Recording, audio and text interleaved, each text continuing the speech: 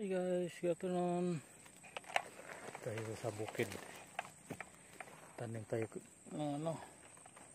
kamuti at saka niyog mga kalagan. Tayo bang magawa, tanim na mga tayo kasi full moon ngayon Wala tayo sa kasabihan ng mga matatanda. Marami lang bunga pag full moon. Ito, nagtatanim tayo Kita ko sa iyo natapos ko kanina.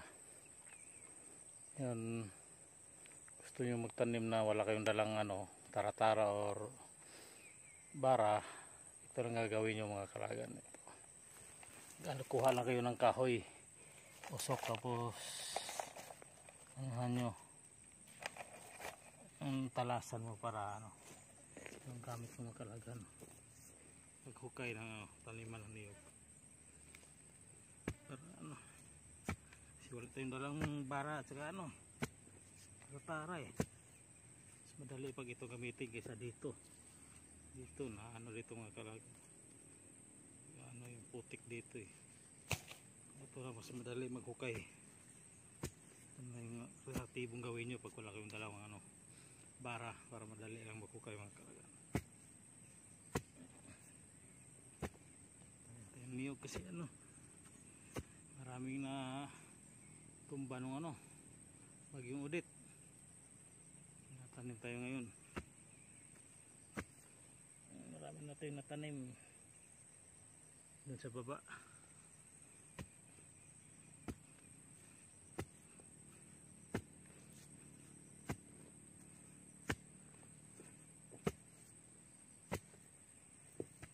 Tanim natin mga kalagang.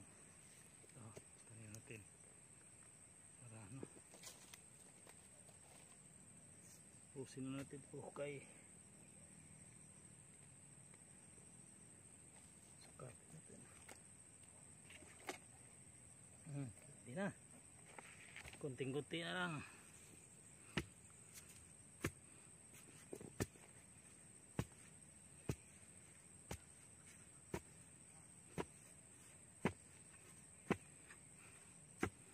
Ito yung gagawin nyo mga kalagan. Kuha lang kami ang tapos talasan nyo dito.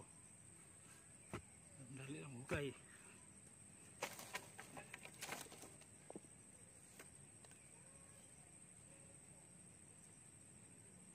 Diba? Katanim na tayo. Tapos kuha tayo ng pilipil.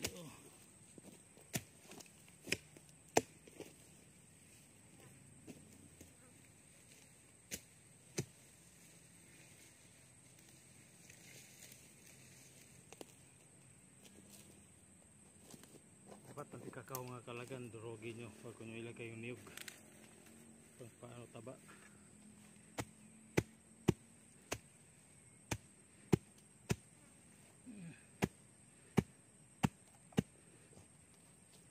Pag nyo ilagay yung niyog, kailangan may damo sa ilalim para mataba yung niyog natin.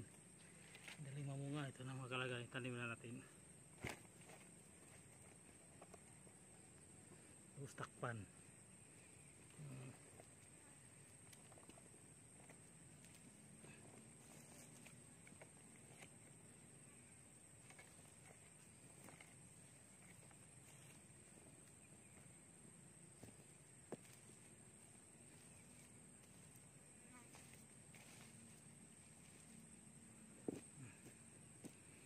Tanim na tayo mga kalagan.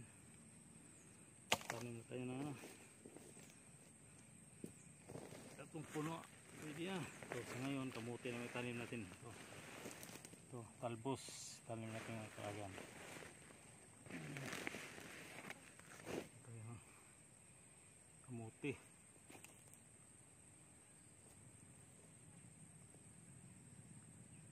Hindi na tayo bibili ng kamuti, mahal kamuti. 50 kilo na.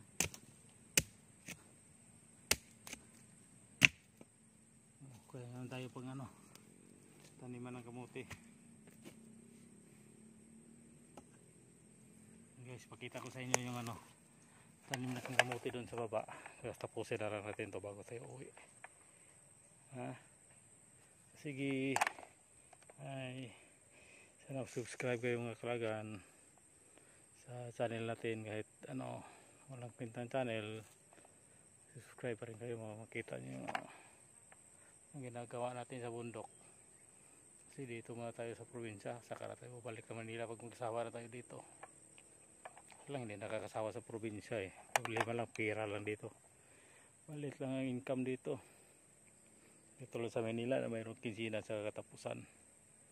See you guys.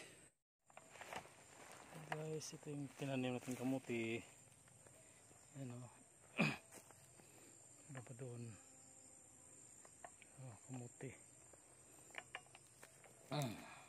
Kamuting kahoy. Tinanim natin yung niyog na doon sa taas.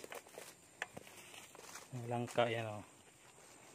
Saka yung ano, yung kamuting kahoy o. Yan o.